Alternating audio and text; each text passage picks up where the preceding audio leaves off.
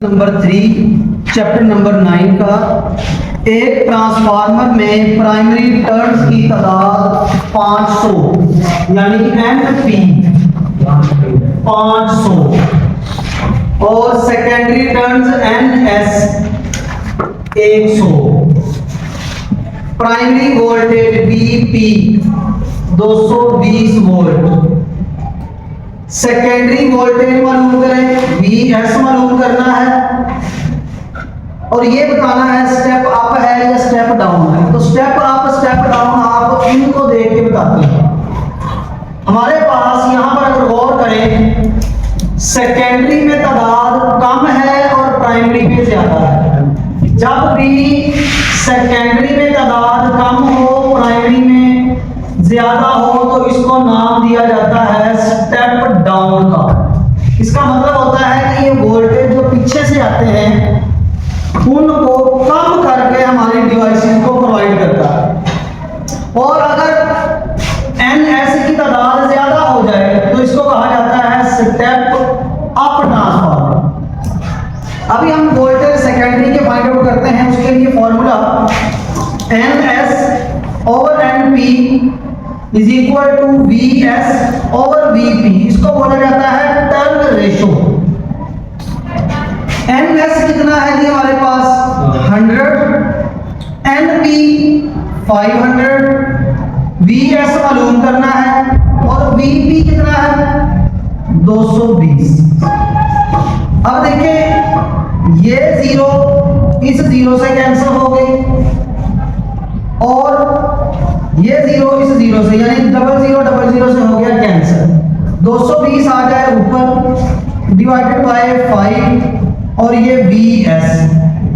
तो हमारे पास 220 को 5 पे तकसीम करें तो क्या जवाब आता है आपके पास 44 वोल्ट। तो ये देखें सेकेंडरी में तादाद कम थी तो वोल्टेज भी उससे क्या मिले, हमें कम मिले। इससे पता यह चला कि ट्रांसफार्मर कौन सा है, स्टेप डाउन ट्रांसफार्मर है। न्यूमेरिकल नंबर 4 एक step up transformer. Step up बोल दिया उसने, इसका मतलब है सेकेंडरी में तादाद ज्यादा है। सेकेंडरी में तादाद है 100 और प्राइमरी में तादाद है 2 रेशो 100 का ये मतलब होता है।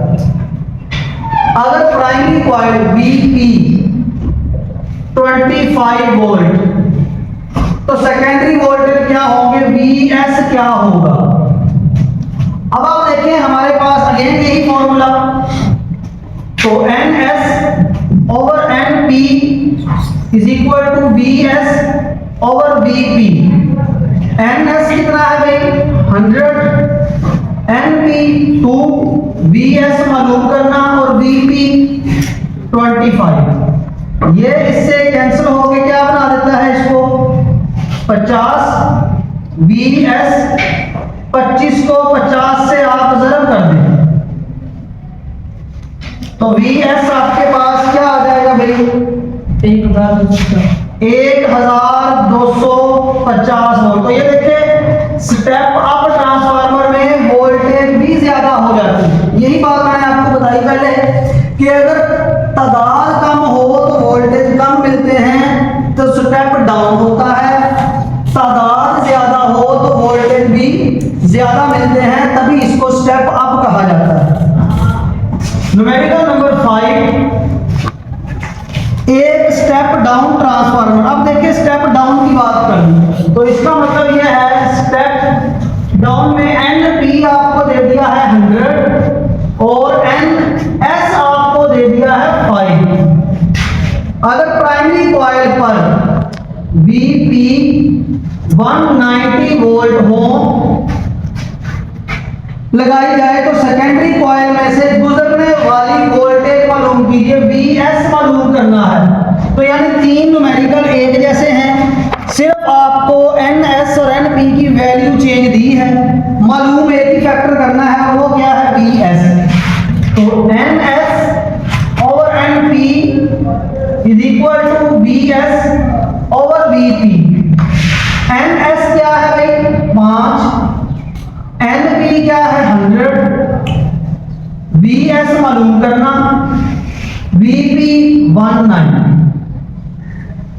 अब आपने VS मालूम करना है तो 5 मल्टीप्लाई बाय 190, ये 190 का आगे मल्टीप्लाई हो गया और ये 100।